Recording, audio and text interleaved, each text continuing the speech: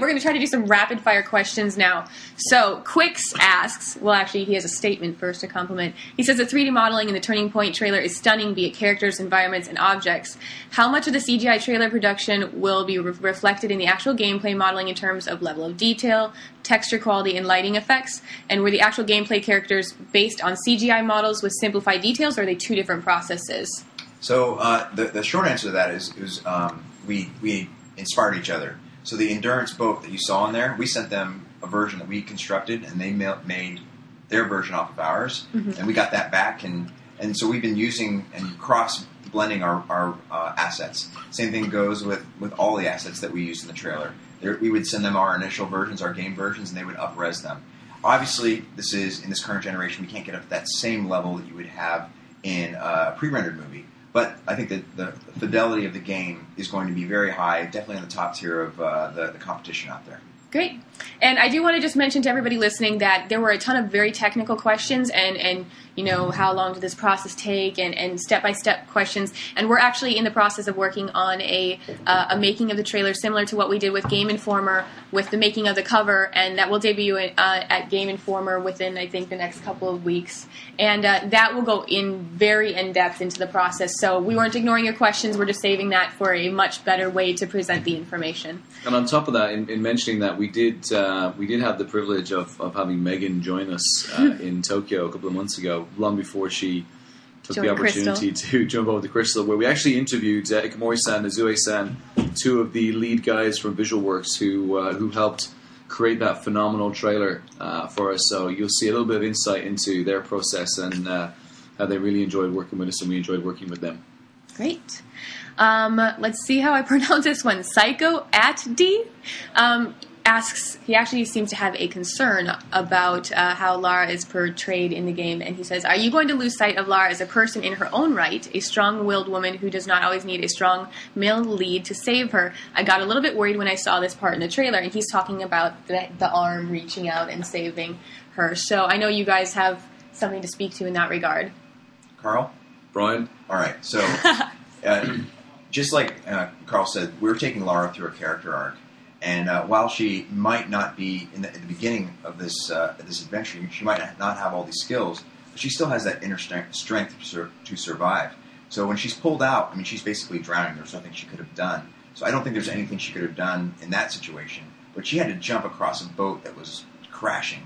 How many people in that situation, if you were in that situation, could really do that? So I think there's the hint of Lara Croft is definitely absolutely evident in the trailer. Mm-hmm. Yeah, I think the goal, to compound that, what Brian said, the goal from the beginning, when we all sat down and started thinking about the picture we wanted to paint, was that we know a version of Lara Croft. We know what we know of how strong she's been over the years, and going back in and reimagining this character, you have to bring her back down to starting from scratch. And I know I've said it so many times, and people are probably peed off when we talking about it, the Batman and the James Bond comparisons, but really at the early stages of the game, you have to strip that character down to see a side to her which you would never seen before.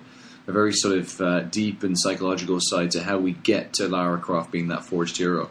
And to go on that journey, you have to experience these things. We don't want to start the game with her guns a-blazing, going straight in, gung-ho into situations. We need to feel a different side of her. We need to understand that it's almost like how we feel, right? We go through sort of emotions when we have loss. We go through emotions when we feel, despair and loneliness. And, these are all things that we want to do. And that trailer was the beginning of that process. And I think there's certain things in that maybe people felt like, she should have been able to make that jump. She should have not relied on Roth. And she should have been able to take out her guns and blow a hole in that escape hatch.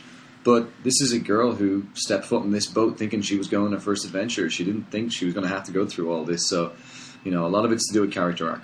Great.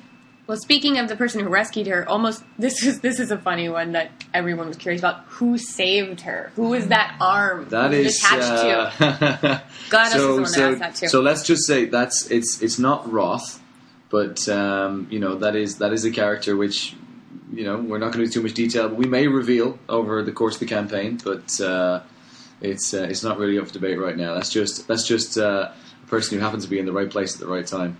Yeah. Saw Lara screaming through the porthole. The porthole. So no big exclusive on that right now. Sorry. Okay. Mickey asked, who composed the music? Everybody really wants to know that. And I don't even know if this is supposed to be some sort of like leet speak, but H4RR7H.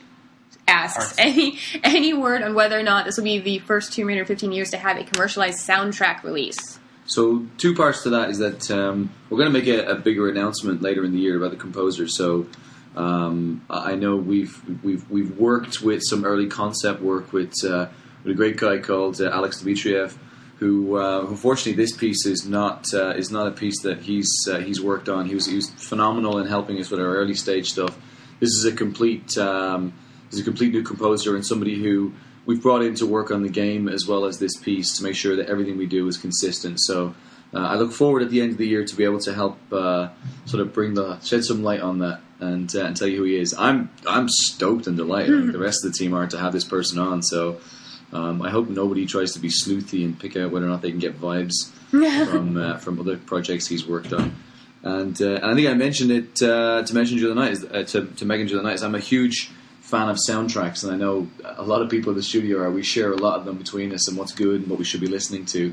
We all have our favourites, so I think it's a given that this person who we've hired to compose is already aware of our intentions, that we would love to have a very unique, very dark and gritty, parallaxed, visceral soundtrack. Great. What's your favorite soundtrack? Tron. Right now, Tron is where it's at.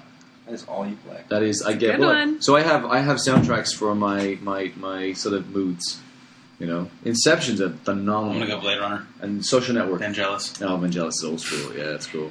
All right, Stevo505 asks, who wrote the script for the trailer? It was actually myself and the scriptwriter, but I had to be very careful I didn't drop a name there. And Noah, no, it wasn't just all me and scriptwriter. Noah Hughes. So it was a trifecta of people who got together and brought magic to the table. Awesome. I know a lot of people are wondering about the items on Lara's desk in the trailer. They zoomed in, identified them. Rayty737 asked, with all those items on her desk, are we going to get any backstories on them? And they point out the Archimedes mug, her notes, the grad photo, and evidently they think that one of the girls looks like me in the grad photo. But are we going to get a backstory on any of that? Again, that's. I feel like there's certain things have to be left a mystery until the game starts. You know, there's items on that table which are clearly evident. You know exactly what they are. But I think all will be revealed when we get closer to the game. Let's just say we got some cool ideas, and we're starting early enough out to make sure that we drive some interest when the game comes out. So, well, I also want to throw it out to the fans. I mean, they figured stuff out on their own. I mean, it's awesome. The coordinates on the paper and that kind of you stuff. You guys are sharp, and I think that's one of the great things about Tomb Raider is we throw stuff out there, and you guys come back with like, I bet it's this, I bet it's that, and sometimes it can be correct, and you guys did a great job. All right, this is another really popular one that Sharkblade asks. Who's the famous explorer that Laura mentioned at the beginning of the trailer? So we've been talking briefly about inspirations that we've had from many different sides, from movies to TV shows to video games, and a lot of it's about real life as well. You know, there's famous explorers who've gone above and beyond in search of mystery and trying to make a name for themselves. And you know, there's a couple that I'm very fond of myself, and certainly one of them, which is was something that Tim Longo, when he was creative director on the title, introduced me to, and he's kind of stuck with me all the way through. And Tim had sort of felt like, you know, the character of Ernest Shackleton was somebody that would definitely have inspired somebody like Roth to become the man he is, and hence that's kind of where the name of the ship kind of came from at the end of the day. But certainly, it's not necessarily just about Ernest Shackleton in the piece. It's about just, you know, famous explorers go above and beyond, and it's not sort of you know, who they are. It's about what they do is what defines them and what makes them. Great. Well, we actually have a bunch more questions, but we're running low on time. I have to cut it off somewhere. I will be manning Tumblr, and I will do my best to keep answering questions there throughout the week, throughout the rest of E3. I'll be there all the time, actually, so we can keep trying to answer stuff there. Thank you guys for coming in and for answering the questions and for delaying your dinner again. Thank you. And I think we're trying to get a special guest tomorrow night. I hope he comes around. Yeah, I hope so too. I'd love to see him. It would be awesome to get him on. So I'm not going to spoil it. I'll leave that to Meagan for tomorrow night, but I think that's going to be cool to get somebody pretty influential into this room. Okay, awesome. Say goodbye, everyone. Thank you very much. Good luck. Cheers.